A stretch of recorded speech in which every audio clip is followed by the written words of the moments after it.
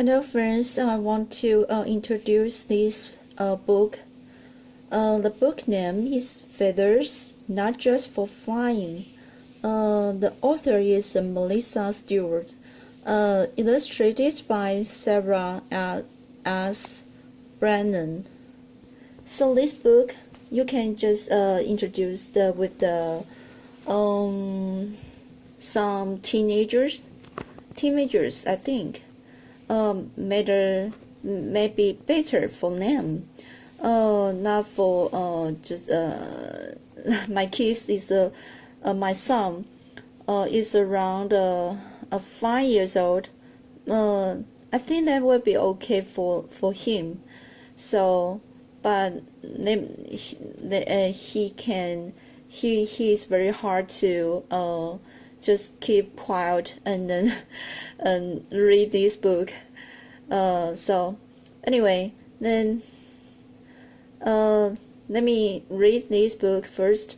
Feathers aren't just for flying. They can also protect a bird's skin like sunscreen, attract attention like fancy jewelry, or even distract a predator like a bullfighter's cap. Meet 16 birds from the sleek emperor penguin to the fluff-feet blue jay, and discover just how positively practical feathers can be. Carefully researched by award-winning nonfiction author Melissa Stewart, and with life-size illustrations rendered in Sarah S. Brenner's distinct watercolors. Feathers, not just for flying, proves that birds and their plumes are quite remarkable. In the beginning of this book, you can see the different kind of plumes. So the feathers, alright. Birds and feathers go together, like trees and leaves, like stars and the sky. All birds have feathers, but no other animals do. Most birds have thousands of feathers, but those feathers aren't all the same. That's because feathers have so many different jobs to do. So you can see the peacock, swan, feather, red-tailed hawk, and blue jay. And here is bittern, American bittern, and this one is ahinga, cardinal, wood duck is rosy-faced lovebird, and this one is dog-eyed jonquil. So the next, feathers can warm like a blanket. So you can see this book. The feather is very beautiful, and the author uses the very common stuff in our life. Show you how the feeling of the blanket, just feathers is the same as the blanket, which can warm the body of the bird. Alright. So on cold, damp days, a blue jay stays warm by fluffing up its feathers and trapping a layer of warm air next to its skin. The next, our feather is like a cushion, like a pillow, so its web will be soft, right? So a female wood duck, you can see here, is a wood duck,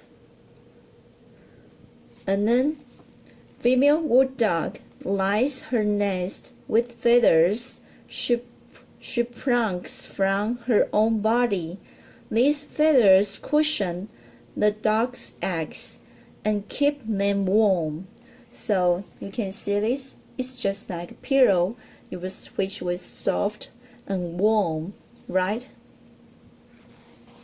The next, feathers can shed out sun like an umbrella. So you can see this this bird called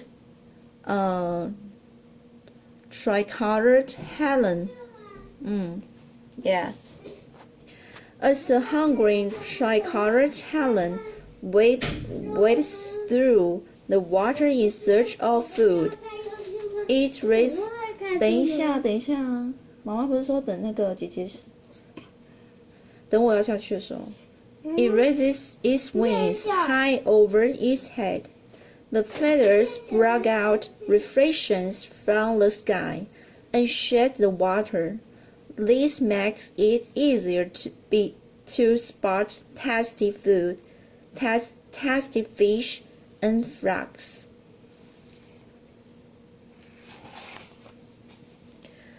Our feather can protect skin like sunscreen.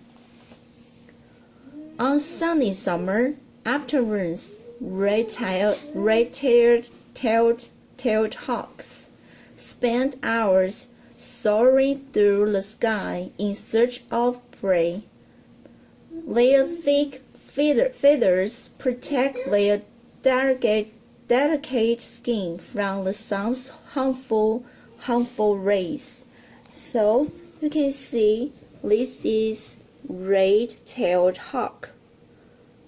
So when they flies under the harmful rays, sun, and the feather just like a sunscreen.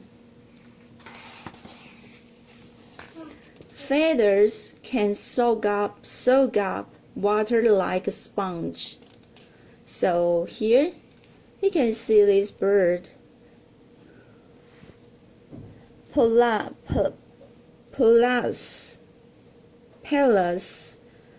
sandgrouse. On sizzling summer days, a male sand grouse cools off by soaking his belly feathers in the watering hole. Then the proud papa flies to his nest, while Dad guards his chicks. The little ones suck on his feathers to quench their thirst. 我不晓得。Or clean up messes like a scrub brush. An American bittern always cleans up after it eats. Its feathers have brittle tips that crumble into a dusty powder. The powder is perfect for scouring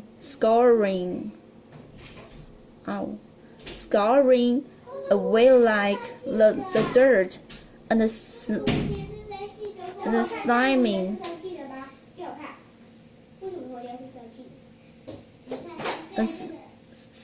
slimy fish oil that sticks to its feathers. Sorry, I read it again. An American bittern always cleans up after it eats. Its feathers have brittle tips that crumble into a dusty powder. The powder is perfect for scouring away the dirt and slimy fish oil that sticks to its feathers. So, the bird here is American bittern. This word for scouring away. The powder is perfect for scouring away the dirt and slimy fish oil oil that sticks to its feathers. The powder is perfect for scouring.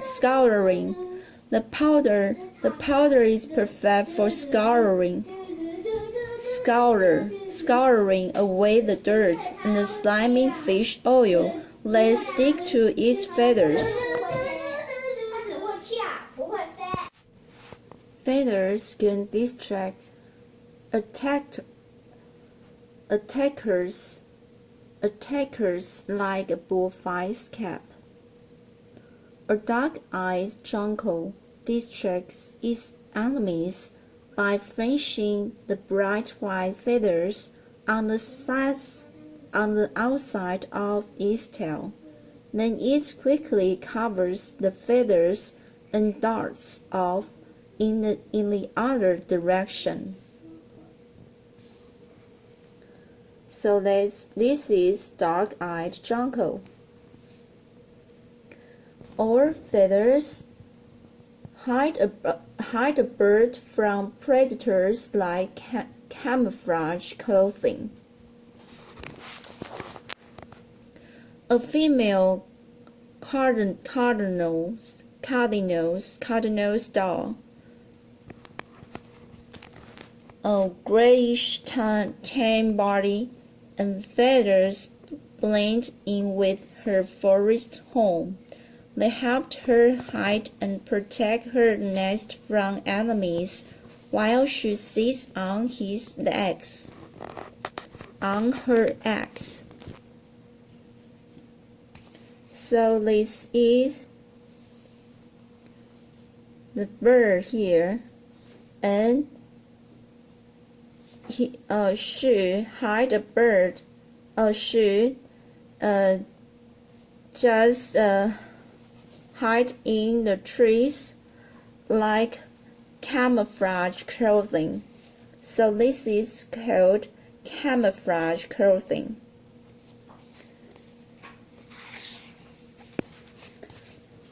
Feathers can make high-pitched sounds like a whistle. When a male crop-winged manakin wants to get a female's attention, he leans forward, raises his wings over his back, and rapidly shakes them.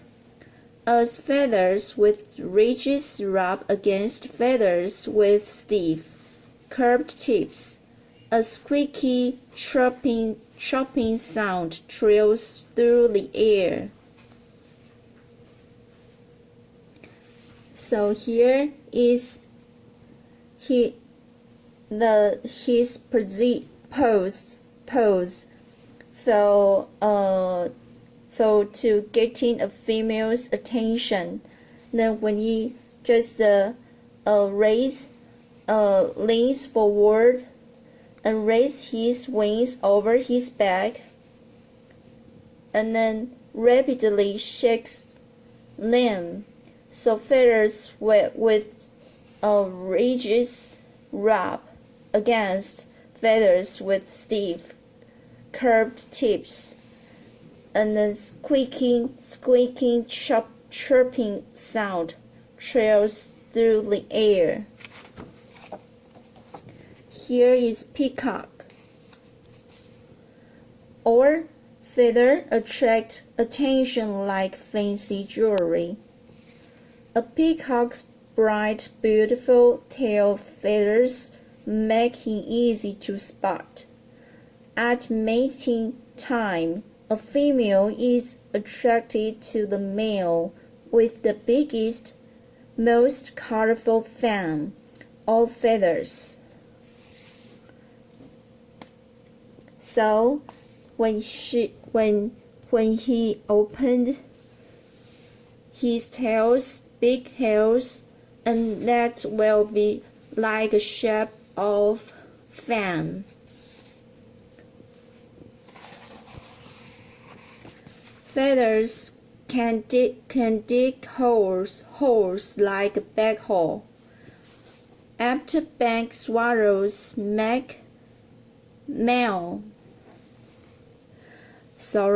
after bank swallows mates after bank swallows met, they make a home together.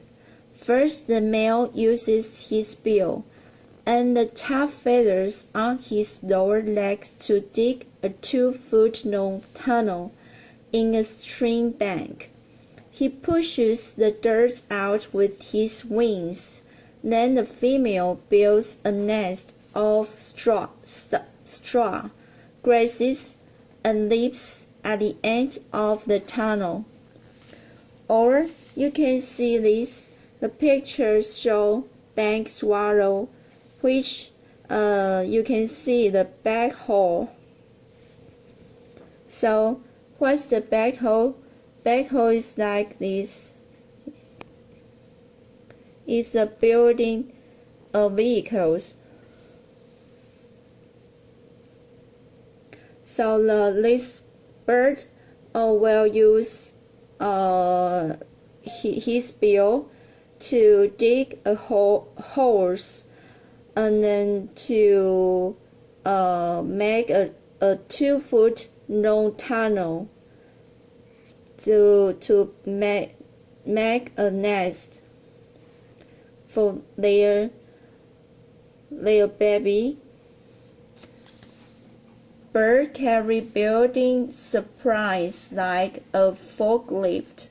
So what's forklift? Forklift is just like this, the picture. So here we speak these birds called rosy-faced lovebird. Most birds carry nesting materials in their beaks, but not the female rosy-faced lovebird. When she finds grass, leaves, or strips of bark, she tucks them under her rump feathers and flies back to her nest. So here, the picture, you can see she finds strips of bark, and then she tuck the stripes bark under her rump feathers. Here is the many stripes of bark. So then she flies back to her nest. Alright. The next, feathers can help birds float like a life jacket. So what's life jacket? Life jacket is like this one the girl wear. Then mute swans glide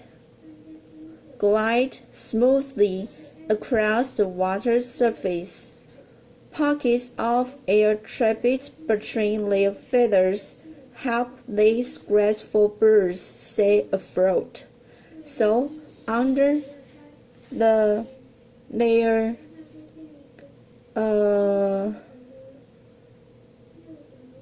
so the rockies of air trapped between their feathers will help them to stay afloat.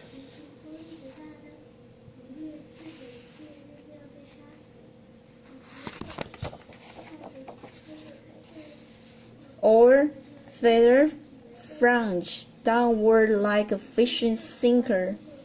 So here the bird called anhinga. So here most birds make a special oil to waterproof their feathers, but not the anhinga. The weight of its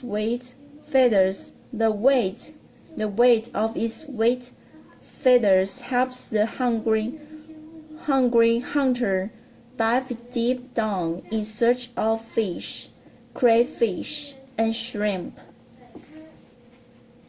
So when their feather is wet, then that will help them to dive deep down to in the river, and then they will easier to hunt their fish, their crayfish or shrimp, their food. So a fishing sinker is like this. This is called fishing sinker. The next, feathers can glide like a slate. So emperor penguins have tightly packed belly feathers that form firm, thick surfaces. The feathers make it easy for these birds to slide across ice and snow, so they will be easy from the distance and from a long distance to be very quickly glide. So you can see this picture. You sure? Let's sure. So a sled just like this is a very fun look. It looks like very fun, but I never experienced that. And here, feathers sprint across the snow like snowshoes. So here, snowshoes is like a shoe you can easily walk in the snow, on the snow. So each autumn, willow ptarmigans grow a thick layer of feathers on top or of their toes, so they will be grows here, and their toes will have actual feathers in the autumn. Like snowshoes, the feathers increase the size of the bird's feet so they can shuffle across the snow instead of sinking in.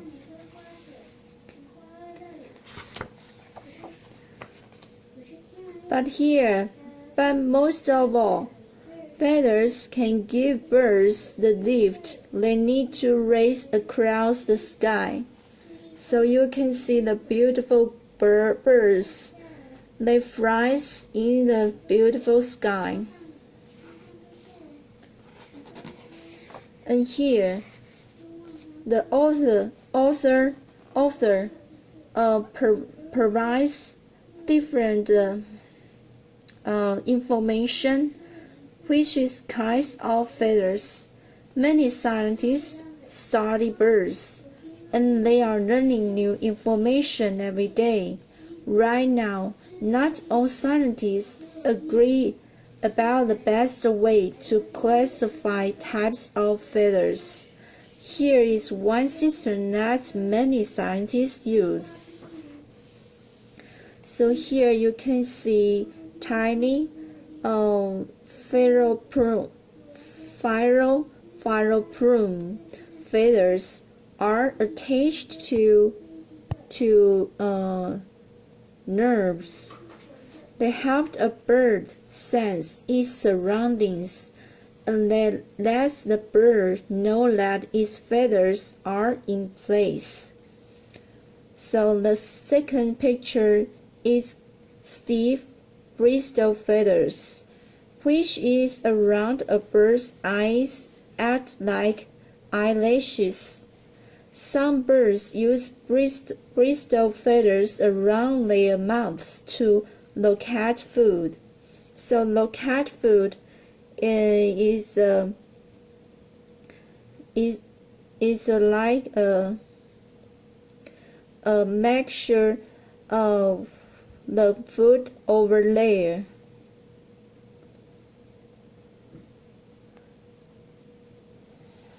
To fix them,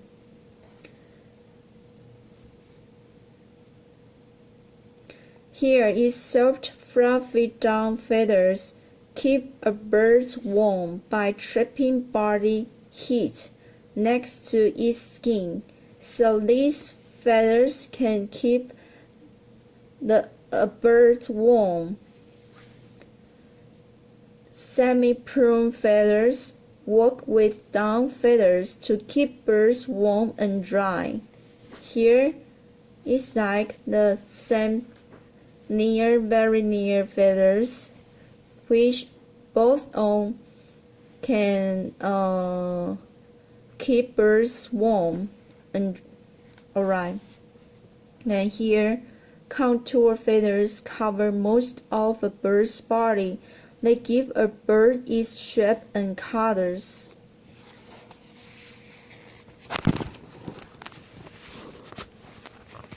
Here, author's note. While I was doing research for another book, I stumbled across a fascinating article in Birders World, now Bird Watching magazine. It described some of the amazing ways birds use their feathers. I knew this would be the great topic for a children's book, so I photocopied the article and pinned it to the idea board in my office. A few months later, I dug into the research. As I do for all my books, I turned to three main sources for information.